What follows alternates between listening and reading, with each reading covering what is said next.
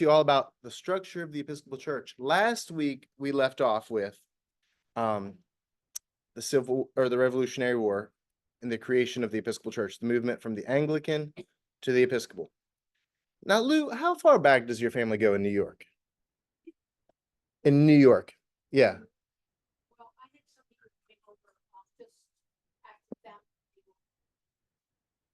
So, one of the things I said last week was, why you notice a lot of the churches in New York City are Episcopal churches is because at the time when New York was a colony and before the Revolutionary War, the main church was the Anglican Church. Before the Civil War, the statistic is really high. It's something like 55 or 60% of all Christians before the Revolutionary War were Anglican. And like all other mainline Protestants were about 15%. And then sometime in the 1800s, that flip-flopped. And there are reasons why we could talk about why that flip-flopped, but is the rise really of Baptists and Methodists in the South. And part of the reason why the Methodists took off is the Methodists, John Charles Wesley, who were Anglican ministers, they created a method for teaching Sunday school, and they were getting young adults to come and teenagers to come to the church. And it was growing like wildfire. And they said, we just need more priests, and we don't have time to send them to England, and we don't have time to go through all this education in England. And they kind of made all the bishops mad. So the bishops cut them out and said, well, you're not part of us anymore. But there's an explosion of Methodism in the South. Well, after the Revolutionary War, during the Revolutionary War, it just was not okay to be the Church of England, because anything that was tied to the crown was problematic during that time. And not all of Americans there were loyalists, and there were loyalists and separatists.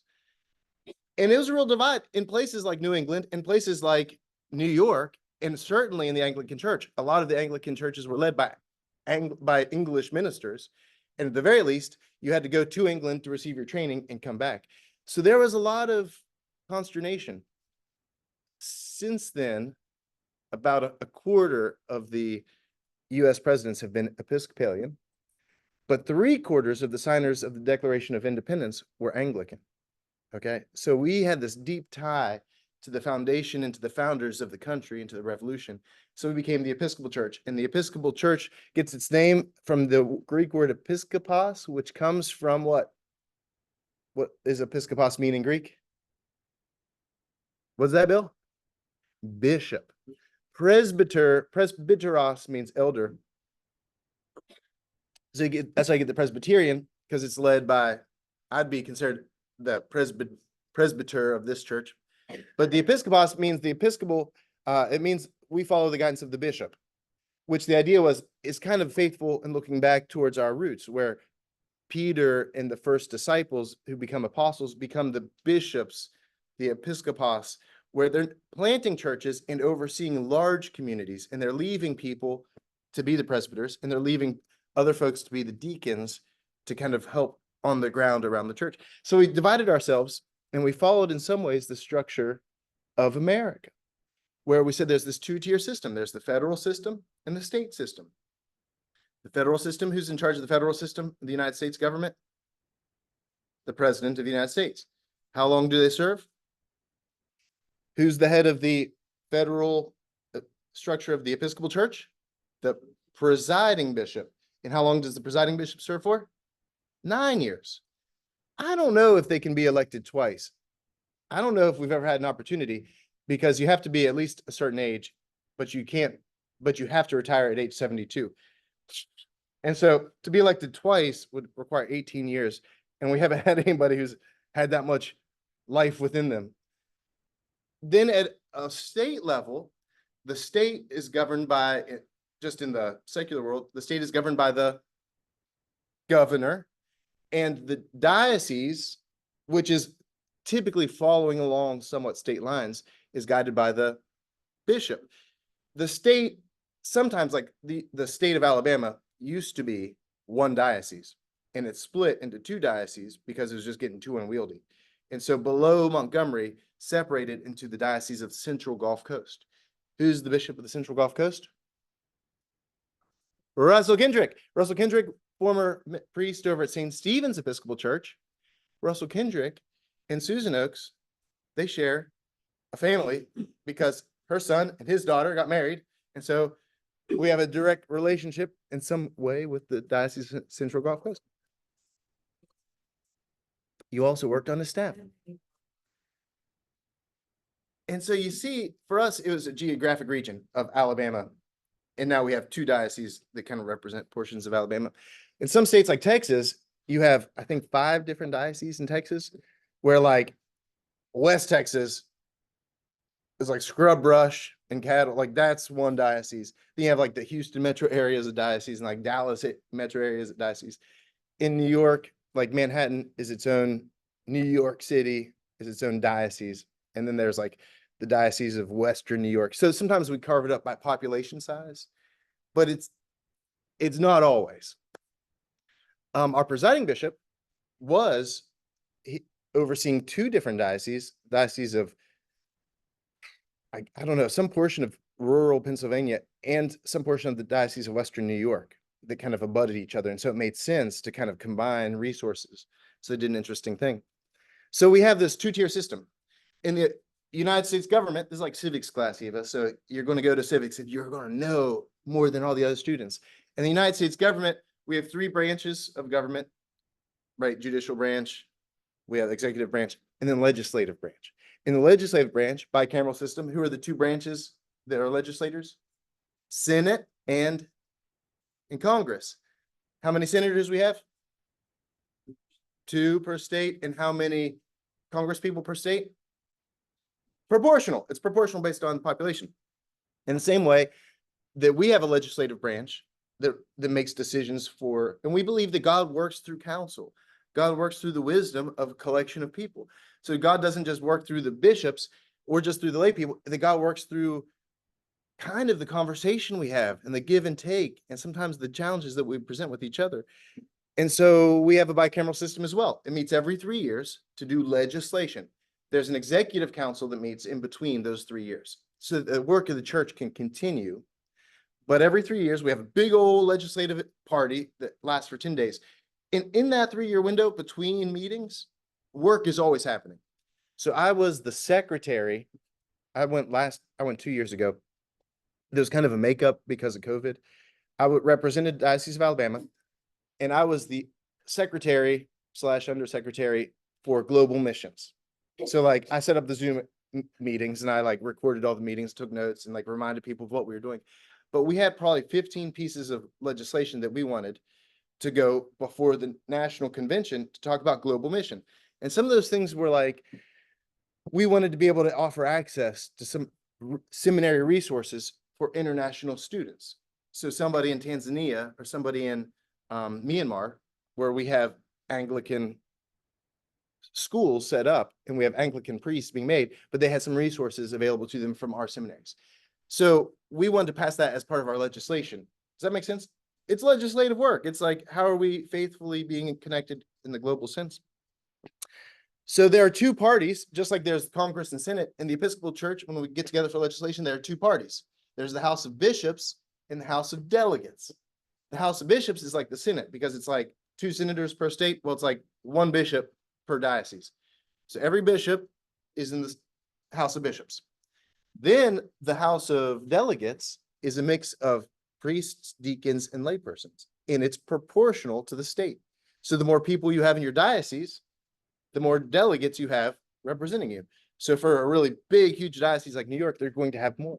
In the same way, when we go to diocesan convention at the state level, we have representatives who go from the church. It's always going to be the clergy, Lou, Susan, and myself. And then based on the size of our parish, that's how many delegates we get. And so we get, I think last year we had 3 delegates. In that same proportion, when we vote for the next bishop of Alabama, the Diocese of Alabama, it works the same way. We break into 2 houses, ordained house, so priests and deacons, and then the house of laity. And we always meet at the cathedral. And then for the bishop's election, we go into 2 different rooms and we kind of lock the doors and we vote until we have a majority. I'm not sure, Lou, it's more than a simple majority, I believe, for the bishop vote, but it's not 2/3. There's some magic number.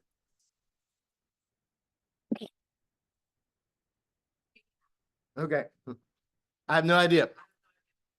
It's, it's not 89%, but there's some number, like we're looking for some magic number. And so some bishop selections can go on and on and on. And some are really easy. When Keith's son was elected, it was just one vote and we did it and it took like an hour and we were really happy. Sometimes it can take all day and it's exhausting. We send white smoke out to let everybody know in Lynn Park when we've made an election. Question, Yeah. general convention, do you remember how many people we take from Alabama? Oh, from Alabama, there was at least 12. It's 4 and 4. But not every diocese gets, but Lou, is it 4 and 4 from every diocese? Is that right? Okay. See, look, now Lou and Paul Thibodeau had gone to 7 different general conventions. So Lou would know much better than me. And as a matter of fact, it was a real education for me to like experience the Episcopal Church from that side of things, from a legislative process. It's several thousand people who are in this meeting having this legislative body. And I think they said upward of 10,000 people who come just for all the other activities of presentations and conferences and meetings and all these other things. Like the National Daughters of the King will meet. And so my mother is something high in the Daughters of the King. So she would go to she calls it the triennial because they do it every 3 years, but they usually meet right before the general convention. It takes about traditionally 10 days, Lou. So our current presiding bishop, this handsome devil, is Michael Curry from New York. He was originally from Buffalo, New York, had been bishop in one of the dioceses of North Carolina before Michael Curry was made presiding bishop. And now, does anybody know the name of our new presiding bishop? I know, you know, Lou. Sean. You tell us, Lou. Sean Rowe. Sean Rowe. He's coming in. He's the youngest presiding bishop that we've had in a long time. He's 49. And so he's maybe. So the way it works, I'm not sure if he can run again. And followed up by, I'm not sure if he'd want to, like after you do it for 9 years. Yeah, I don't know. It's an election. And you have to meet several criteria to run for presiding bishop. You have to have been a bishop for at least 5 years. And you have to be, let's see, 9 minus 72. So you have to be at least like 63 or younger. And so there's certain criteria you have to meet to even be eligible. So we have a lot of bishops across America, but this year it was only maybe 7 or 8 who kind of fit within the parameters to be eligible. And then you have to say, do I want to be eligible? This year there are 5 folks running, and Sean Rowe was elected at General Convention. He is the chief pastor and the primate of the United States Episcopal Church. We are part of the Anglican Communion, which is this broader relationship. The Archbishop of Canterbury, who's the primate in England, doesn't have any power over us. But we have a relationship, a friendly relationship, in the way that the President of the United States and the Prime Minister of England, they're buddies. And when one has a great need and desire, somehow we find ways to work it out. But when the Primate of England with the Archbishop of Canterbury was telling us to slow our roll on, let's say, LGBT issues and same-sex marriage, and the Episcopal Church just said, we're going to do what's best for the Episcopal Church, and we love you, and we see you, and we hear your voice, but we need to do our own and make our own decisions. They do get together for, what's it called, Lou, when the primates get together? Well, the Lambeth Conference, but every once in a while, you know, the primates being the presiding bishop of America, the Archbishop of Canterbury, and the archbishops of other big church areas like New Zealand, every once in a while they do get together. The biggest time is at the Lambeth Convention, but Lambeth also includes all bishops. And all bishops meet supposedly once every 10 years in England to meet, I guess now it'd be the King Charles, but it was to hang out with Queen Elizabeth for, 70 years. And so once every 10 years, they'd meet and have tea with the Queen and would do work as bishops there. Bill. So, is he elected or is he appointed? I'm not sure how that works in England. Is appointed. Now, it's a slightly different system because in England, the church and state are connected, where it's the official church of the state. So the ministers are paid for by the state. And in response to that, since the state church, anybody who wants to get married or buried or baptized is done by the church. So whether you come to the church or not, whether you've ever walked through the doors, but when you die, Bill, it's an Anglican minister who's going to come and do your funeral service because that's part of their work in the community all the time.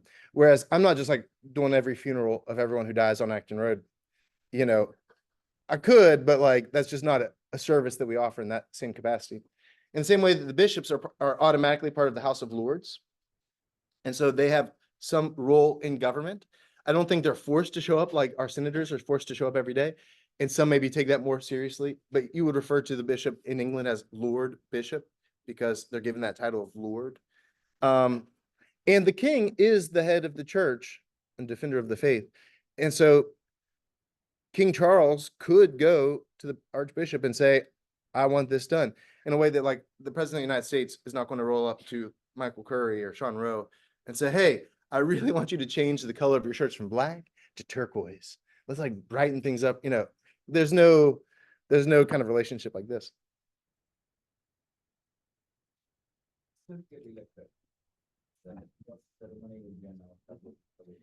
Typically, we would have a huge ceremony. Typically, we pull out all the stops. I'm sure it costs lots and lots of money, and all the bishops come and people from every diocese, probably at the National Cathedral. But Sean Rowe has said, we don't need the pomp and circumstance. And you know what the Episcopal Church is really good at? Is pomp and circumstance. As a matter of fact, you know, I would go every year to the National Cathedral as an acolyte in West Virginia. We'd go for West Virginia Sunday, and every church could send as many acolytes as they want, and we'd have like a 45-minute processional just of acolytes with our like church banners and the music, and it was a huge celebration. Sean Rowe said, I just want to have a little service. So he meets at the official name of the Episcopal Church. If you're looking for the Episcopal Church, you can Google the Episcopal Church. This will show up. But the official name is the Domestic and Foreign Missionary Society of the Episcopal Protestant Church in America. It was founded this way because we thought our work is as missionaries, both at home and abroad. Like our work is as Protestant missionaries. So and it's colloquially called the DFMS, Domestic and Foreign Missionary Society. So at times my wife will just say, oh, I work for the DFMS, and people know what that means. They'll also refer to the building where it's located as 815, because it's the address is, where does the presiding bishop meet? At 815 2nd Avenue, New York City, which is just across the street from the United Nations. And so what is the religious house of our most faithful people, of the most reverend presiding bishop? Is just this plain old looking building, this kind of, I don't know, this large building in downtown New York.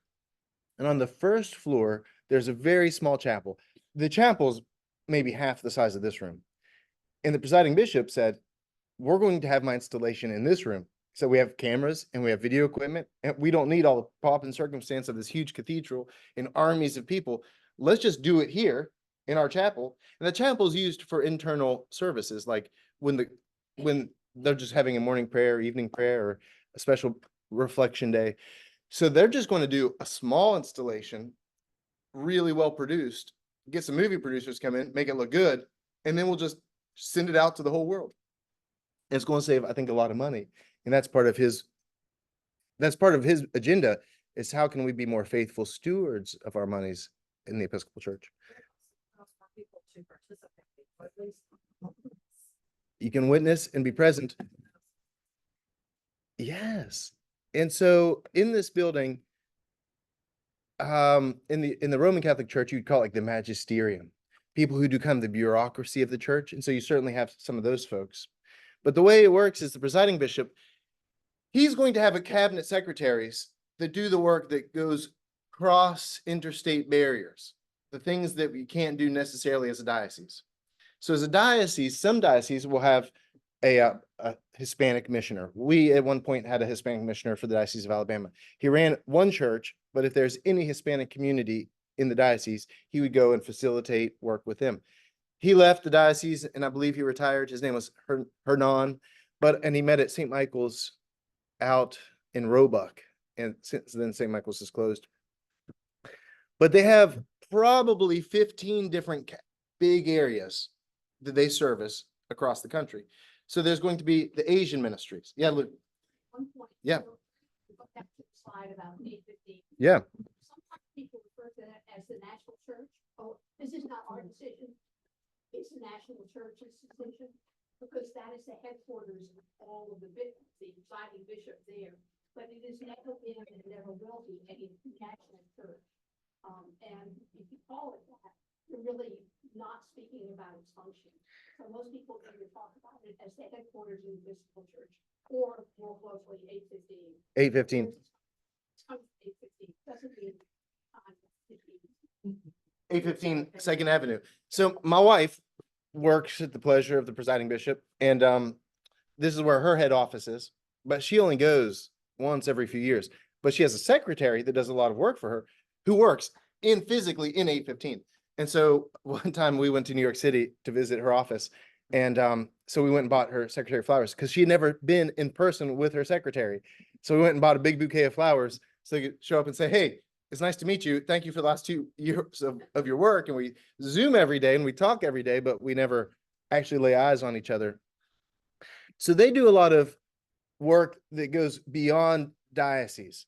And so we used to have a Hispanic missioner for Alabama, but they'll have Hispanic ministries, or they have an Asian minister. And that Asian minister includes Southeast Asians, but includes all the way from, India through Japan, and really a lot of work in Hawaii, or anybody who's second generation, third generation, or first generation immigrants. So my wife does a lot of work with Asian American ministries because she's a priest and she's Asian American. And so she gets tied up a lot into their conferences and to their stuff. And within that group, there's like specific, like a Japanese convocation or a Taiwanese convocation. So right now my wife is really they're going to have a meeting in Nagasaki next year, and she's trying to weasel her way into Taiwan or into Japan. But they're able to look across the country and say, how do we unite and have conversation with Asian Episcopalians from across the country, and how do we support their ministry, both lay ministry and ordained ministry? So big, broad Asian Episcopalians across the country, how are we ministering to them? Same way that we have a Black mission, African-American ministries, Hispanic ministries, church planting, which is what my wife works in. She works as a church planting ministry. So when somebody in America, and typically every year, there's 50 to 60 people across America, they're trying to start a church. Mostly these are new types of church that don't look traditional. Sometimes they're restarts, and sometimes it's a church that had shuttered and closed, and now we're replanting. But often it's something that's outside the box. So they'll call 815 and say, "Hey, we're in Upper Peninsula, Michigan, and we want to start an ice fishing ministry." Or there's a guy who they do a lot of interesting ministries in the Upper Peninsula that are really lay-led ministries, where they're having communities come together and facilitate it. But like there's a guy who's starting a church, and part of what they do is they do a lot of fishing in the Great Lakes, and he comes down and does these hunting trips, like he came down to Louisiana, where they shoot feral hogs for like a week and then process all the meat and then give the meat to homeless shelters and to food banks. So you can have good, fresh, local, organic ham and pork loins, and it's good. And so it's like really outside the box kind of work. So they'll call her and say, "Hey, we're starting this ministry," and it's her job, for working under the presiding bishop, to get them funding. Can I get you some grants? Can I get you some money to help support this ministry? Networking. Let's get you to come to our conference once or twice a year so you can meet other church planters in your area who are doing something similar. Can I get you a coach who can help you, along the way and give you encouragement that you need? And can we help facilitate these connections so that you're not in the wilderness by yourself, so that as you're planting this, and then she'll go and interface with the bishop. So she does a lot of work with bishops, where she'll go and sit down in a bishop's office and say, "Your priest is trying to start this new amazing thing, and you're not giving them the resources they need. Why not? Like I come from the presiding bishop's office to ask you, why are you not supporting your priest? And here's how you can support your priest. And here's the things that I would like you to see. And so one of the criteria is they give out lots of funding every year. And they give out about $1 million of grants a year from her office to church plants. But to receive this, your diocese has to be giving an apportionment to the national church. So part of our work is going into a diocese and to the bishop and saying, you're not being faithful stewards to the national church. So we can't financially support your priest. And here's why. So what are you going to do about it? Like, why are you not being faithful to them, but you want us to support, let's have a hard conversation. And it's easy for her to be the bad guy because she doesn't mind. Rob, did you have a question? So this is what my wife does, is when a community comes together and say, we want to start a church. So 30 plus years ago, Paul Thibodeau was in a room at the wrong time with the wrong people. And they said, Paul, we like the cut of your jib. We want to start a new church leading from missionaries from St. Stephen's Episcopal Church. We'll take a few from St. Luke's, a few from St. Mary's. But Paul, would you go plant a church somewhere in this area? And so Paul, being faithful and kind, did just that. Now we're sitting in this beautiful building because Paul had this vision. When Paul left St. Stephen's, they came initially to this place on the corner where Altadena collection is. We called it St. Thomas by the liquor store. And then eventually we bought this property and we had a triple wide trailer where the bees are now. Is that right, Lou? And that's why we have kind of wooden steps up to the bees. And then finally, they built on this land. There were several houses at one point in history. There were several houses on this land. And they built church, phase one church. The first phase of the church came to this line right here. You can see, and there's a wall. And they knocked out that wall and built the second phase back to the doorway down the hall. And then we built a third phase. It had always been designed to have 3 phases at the very least. I don't want to be here for the 4th phase. But we were kind of living into that vision. So this was a church planted really from St. Stephen's. So that's our national structure. Y'all good with that? Then we have our local diocesan structure. And this is kind of where the magic happens. All ministry is local ministry. So even if things are happening at the national level, that doesn't on a day-to-day impact us nearly as much as on a state level. Now, it works like this, though. Federal level supersedes the state level. So when the presiding bishop and general convention, which represents the DFMS, and the general convention meets, and they put out a policy, and their policy was that all Episcopal priests can do any wedding that they feel called to. So if a priest anywhere in Alabama, Mississippi wants to do a same-sex marriage, then they're allowed to do it. As part of my ordination, I'm allowed to do whatever wedding I believe in. I'm not forced to do any weddings. So I don't have to marry anybody. But if I feel like this is a holy and righteous thing, that's part of my work to do. Before that, the Diocese of Alabama said it was up to each parish to decide, are we the kind of parish that is willing to do a same-sex marriage in our sanctuary? So when I first came to St. Thomas, we had a conversation with our vestry for 2 years. And it had to be in agreement between the vestry and the priest. And it took us 2 years of Bible study and prayer and large group Bible study like this. We had different people come in and talk to our vestry and give presentations. And after 2 years, we felt like we were ready to have this vote. And we voted and said, and the vote for St. Thomas was, we're willing to let Josiah do any weddings that he feels called to do. Okay, that's great. Like a month later, the general convention met and said the policy is that all priests can do all weddings. So it kind of invalidated that 2 years worth of work, but it was still faithful work and it was still good work. And it was still, I think, a holy process for us. But when the general convention speaks, that supersedes whatever our diocese said. So if our diocese said, no, each parish makes it, each vestry makes the decision. It's like, well, that's moot now because federal structure supersedes state structure. Does that make sense? So, but on the ground level, day to day, what happens in the diocese does have a much more direct impact with us. When I took my vow, my ordination vow, some people kneel, some people prostrate. Prostrate's when you lay fully on the ground with your head on the ground. This is what I did. I laid on the ground and took my vows to the bishop as a symbol of humility. And one of my vows is obedience to the bishop. And so when I can be unmade a priest, we call it being defrocked. as though, frocked is not a word, but defrocked is. So when I'm made a priest, I wasn't frocked, but to be unmade a priest is to defrock. And you can be defrocked for not obeying the bishop. The bishop told you to do this and you didn't do it, and you have to remove your collar and they rip your collar off your throat and kick you out of the church.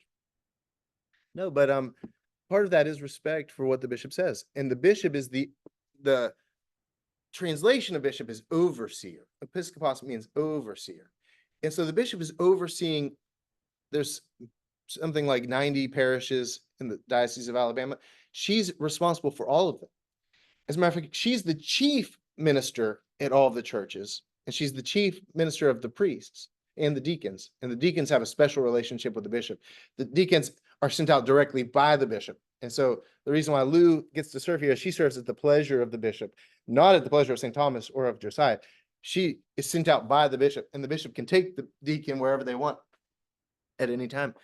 They don't interfere overly because I think that would be disruptive, and because they trust their priests. But if I wanted to move to a different diocese, I can't just move to Tennessee. Like, I would have to ask her permission to let me go, and the bishop would have to release me. If I want to go and do a wedding in a different diocese, I have to ask that bishop's permission to come into their jurisdiction and perform a wedding. I'm supposed to. I've done it before when I have it, but like, you're supposed to let them know. And usually you just get like a nice letter back from the bishop. The bishop, that's why they're called the ordinary, because when they come, it's not an extraordinary event, it is ordinary event. The diocese owns the land that we're standing on. They own all of the land for all the churches. Now, they'd be very upset if we defaulted on our loans, but I like to think they also own our loans ultimately. But they leave us to be the stewards of those loans, and so all the property. So when some people are leaving the Episcopal Church, or if Methodists right now are going through this division, and there's a church in Lower Alabama, I think maybe in Mobile. I just read in the news, nail.com this week. The church had left, or was founded in the mid 1800s, and they have this big historic building, and they want to split with the United Methodist Church, and they're saying, but it's our property, and they're going to have to go and have a lawsuit and fight it out. The Episcopal Church went through this about 20 years ago, and church was saying, well, we're no longer Episcopalian. And so that's great, but you have to leave the grounds. It's like, no, but it's our church. It's like, that's not the way it works. This is diocesan property. And to be a parish, you have to buy land and deed it and give the title to the diocese. Those are the rules. The diocese often helps buy the land. The diocese rarely helps pay for the building, but they usually buy the land. I think that's the case for St. Thomas. The title of the bishop is the Right Reverend. Sometimes when I email the bishop, I'll sign it, the occasionally Reverend Josiah Rinkers, but the bishop is the Right Reverend. There's several different titles. So most reverend is the presiding bishop. Right Reverend is the bishop. The very reverend is a dean of the deanery. Deanery is an area jurisdiction, like ours is the deanery of Birmingham. So that's the very reverend, if they wanted. You're a canon reverend if you work at a cathedral in some capacity, or if you work at the pleasure of the bishop and you're a priest, you're the canon reverend.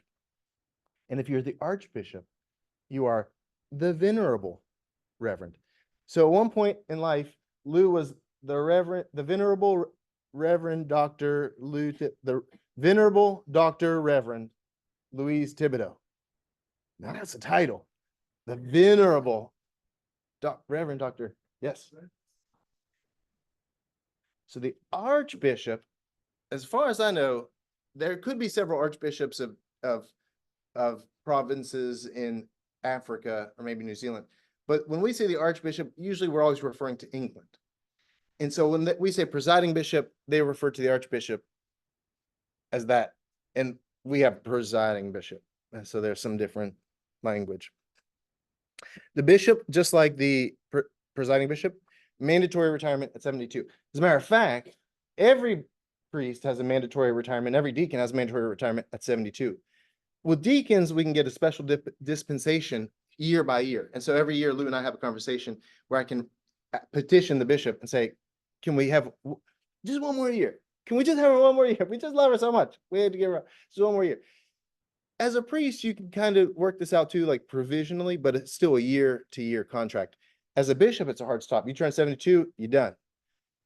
I think though, you're done as a diocesan bishop, but you could serve as an assisting bishop somewhere else or as a helper bishop to another diocese. So there's like a little wiggle room, but you have to leave at 72 from diocesan.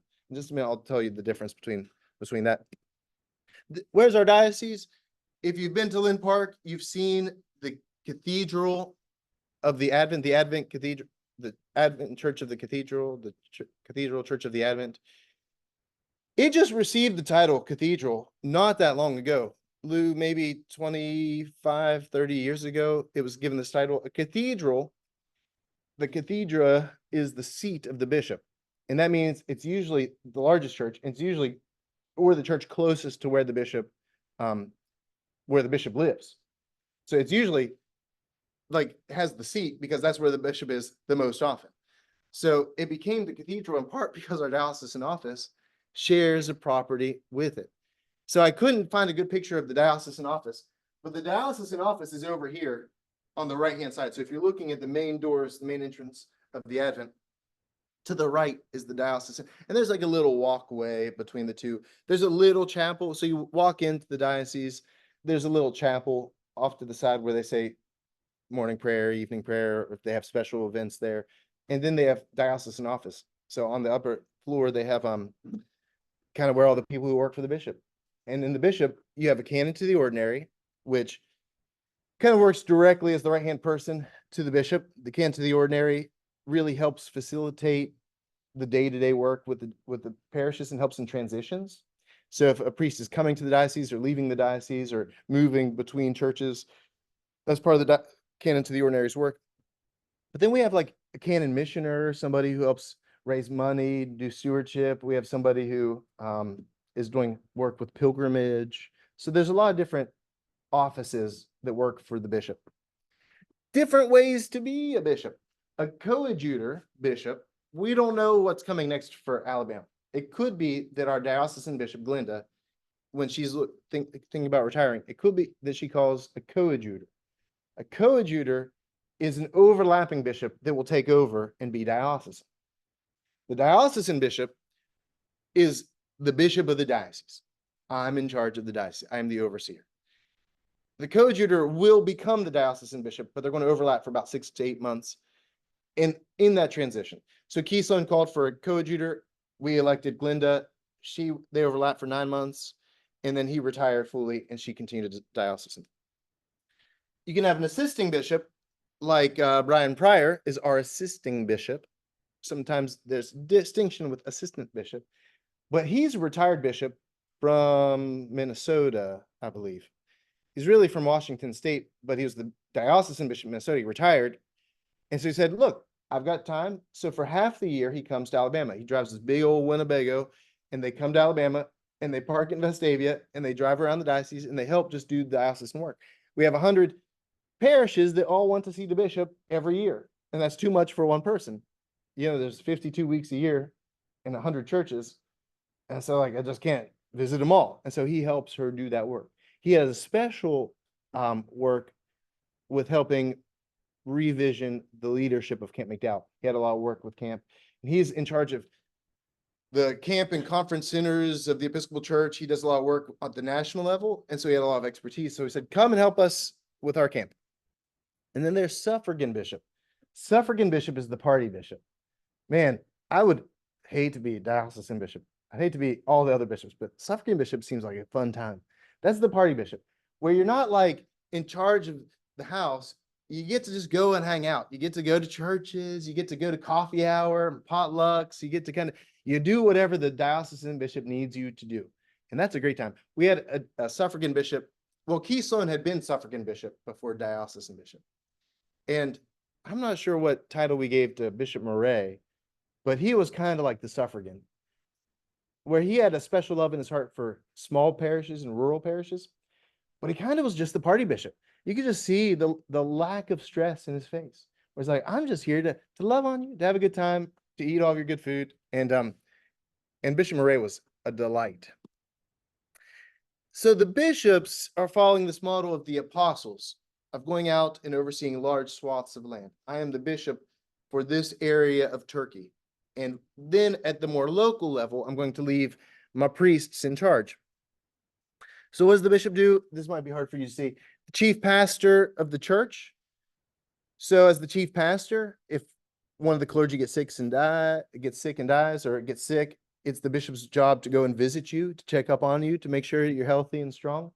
It's the bishop's job to do funerals for clergy and their spouses, or at least have the first right of refusal to turn it down. Or when we get in trouble, the diocesan office is awfully close to the Birmingham jail. And so if you find yourself in the Birmingham jail, the next logical place to walk is to walk the walk of shame to the bishop's office and to receive their pastoral care and the slap on the wrist. So it's the bishop's job to also depose priests. So if somebody wants to not be a priest, I can't just not be a priest anymore. Like if I wanted to go work at Wendy's and stop being a priest, I have to ask the bishop to release me from my vows and my orders. And so I have to be released first, and then it's kind of a technical thing. Or if I got in trouble, usually we get in trouble it's usually around money or knowing someone in the cardinal way, in the biblical way, that's not your spouse. So if there's infidelity or if there's some moral failure, those are the reasons really why people are defrocked most often. Although, people can be creative, and there's lots of good fine ways to get in trouble on the wrong side of the bishop. So they're in charge of oversight and in some ways supervision to make sure that we are on the straight and narrow, that we're following all the canons and rubrics and laws of the church. Their jurisdiction over the discipline, doctrine, and worship of the Episcopal Church. I have a friend who was recently tried for heresy. Now you got to be really creative to be considered a heretic. He was defrocked and labeled a heretic of the church.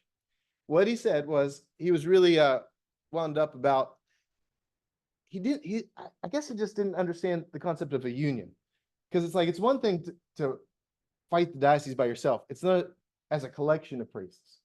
Where I think he may have had more support if there's a whole group of them going to the bishop.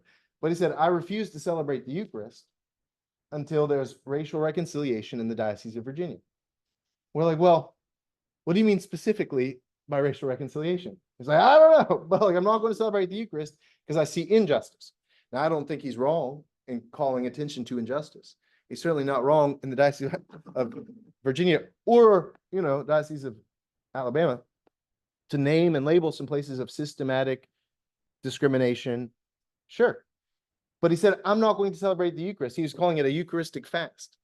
And it's the bishop's job to make sure that you're conforming to the worship of the Episcopal Church and say, it's one thing for you to have an issue. It's one thing for you to protest, but you can't be a priest and not facilitate worship in your church. That's not okay. You're not being faithful steward of the worship, the discipline, doctrine, and worship of the church. And so he was labeled as a heretic, and he was kicked out, and he's defrocked. He's a lovely, lovely guy. Also, they do a lot of work. What's on the day-to-day, probably the most often that you see a bishop is they come and do consecrations, ordinations. They consecrate other bishops. It takes 3 bishops to make it new bishop. They consecrate holy oil to make it holy oil when you're baptized or you're sick or when you've died, anoint you with holy oil. The bishop at some point has consecrated that. They do ordinations of deacons and of priests. And number 1, they do confirmation. So Eva is going to be confirmed, and they come and do this confirmation for St. Thomas, which is wonderful. And they receive people who've been confirmed in other denominations, or they welcome you back, reaffirm you. If you have a conviction that I've been confirmed, but I want to just double down on it. And they're, of course, elected by the community. There are several committees within the diocese. I think I've served on every committee, and I'm not sure which is the most boring, but I've served on, I think, every major committee of the church. One is Diocesan Council. Diocesan Council meets once every month for like an entire workday, and that's kind of like the vestry. The Diocesan Council, like before you buy land, sell land, before you build a building, you have to go and seek approval from from them. Anything that's affected by money goes through diocesan council in some capacity.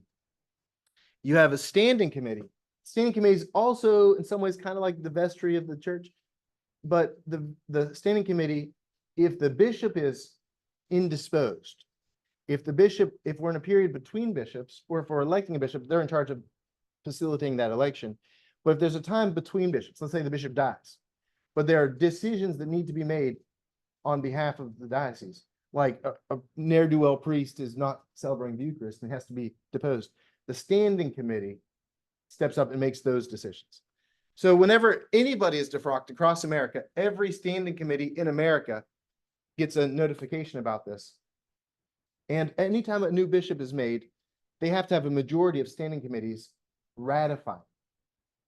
Okay, so most of it is just pro forma. So like there's a new bishop. So I was the president of standing committee. So I'd get an email from the DFMS and say, hey, Nevada has elected a new bishop. And so I would send it out to everyone on my standing committee and say, hey, I need y'all to sign this form. You've never heard of this diocese or this person, so we're just going to sign it. I don't see any reason not to. Well, I'm not sure which diocese, because Florida has, I think, 4 or 5 different dioceses. But the diocese that incorporates Jacksonville, Florida, didn't and couldn't get a majority of standing committees to ratify their bishops. There was a real fraught tension, and it was a real fraud election, and they couldn't quite sort out amongst themselves which person was elected bishop. And so one person said, well, it's me. I've been elected. And then there's a lot of people that said, no, that's not exactly how it is. And there was a lot of consternation about the process by which that election was held and who had the right to vote and who was included and who was excluded. And so the majority of standing committees didn't grant it. And they're still in some capacity of limbo. Finally, the presiding bishop had to interfere and just said, Florida, y'all acting like you're in Florida. Like this feels like a very Florida issue. And so the presiding bishop said, stop it. We're not going to deal with this right now. It's been years and we still don't know who the bishop is. And the standing committee has to run the diocese for several years. And so he said, I'm just giving you a retired bishop who's a very nice and lovely person. And y'all go and play ball until we can come down and figure this stuff out. In the meantime, I'm just appointing a bishop. And so right now they have a provisional bishop, and it is a weird situation in Florida. Exactly what you would expect. And there's also the Commission on Ministry. The Commission on Ministry is the council. I've never served on a Commission on Ministry, only because my wife was on it forever, and we couldn't both be on it at the same time. I'd love to be on the Commission on Ministry, but they are, when someone feels called to ministry, it's their job to set up a process to help discern, are you called to be an amazing layperson, to be a faithful deacon, or to be a miserable priest? And they help go through that process together, and they offer recommendation. And they offer recommendation, and so you have to be approved by the Commission on Ministry for whichever order of ministry you're called to. You have to be approved by the standing committee and have interviews with them, and you have to be approved by the diocesan bishop. Does that make sense? There are lots of committees, though, for the diocese. There's a committee for care of creation. So today we're going to say prayers. They're different than normal prayers because that was created by the Commission on the Stewardship of Creation. My friend Charlie's last name, who's the river keeper, the Blackwater river keeper. Yeah. Charlie's come to St. Thomas and talked to us before about his work as a river keeper, but he's the head of the chair of creation. He actually comes and does karate with us. And so we see Charlie several nights during the week, and his kids and his family come and do karate. I'll think of his name in just a second. But I'm right now the president of the companion relationship with Honduras. So like, for instance, this summer, we brought 16 kids from Honduras to Camp McDowell. And so I facilitated bringing the kids in, feeding them, housing them, getting them to Camp McDowell, getting them taken care of, and coordinating with other churches around the diocese to welcome those friends. So we have several mission trips every year to Honduras. And so it's also our relationship to be in conversation with the Diocese of Honduras. Every diocese is supposed to have a companion diocese, and we're supposed to have a faithful back and forth. Last time we had a relationship with Haiti, the Diocese of Haiti, for 6 years. And that was good and fruitful before their like complete societal collapse. Haiti is in a really tough and horrible place right now. And so like they don't have a functioning government in Haiti right now. And so it's not a safe place to go and interact. Then we had a relationship with Diocese of the Virgin Islands for 6 years, and we brought their clergy up to our clergy events, and that was wonderful. And we're on the second year of a 3-year relationship with Honduras. And you can up it only twice. So we can do 3 years and we can choose for another 3 years, but that's the maximum. And then we have to be in a relationship with a different diocese. So some of the things we do is we brought their students up and they got to experience Camp McDowell, which was awesome. We send a priest down right now. There's a priest from Fayette who's doing an immersion for 4 weeks where he's learning Spanish so that because they have a Hispanic ministry that's happening in Fayette, which is awesome. We do mission trips there regularly. They have 7 Episcopal schools in Honduras. And so last year we sent down a ton of money and we collected computers in Montgomery, Birmingham, and Huntsville. We collected computers to refurbish and iPads to send down to the schools. And we paid for all the schools to have all the connectivity they needed for the internet. So now all the Episcopal schools have access to the internet and there's at least a computer in every classroom. So we're proud to do that we were able to help facilitate education in Honduras is really good and important for us. Let me stop right there and we'll pick up next week with St. Thomas. It's exciting. But do you have questions about the larger national structure or our state structure? Let me pause this recording. There we go.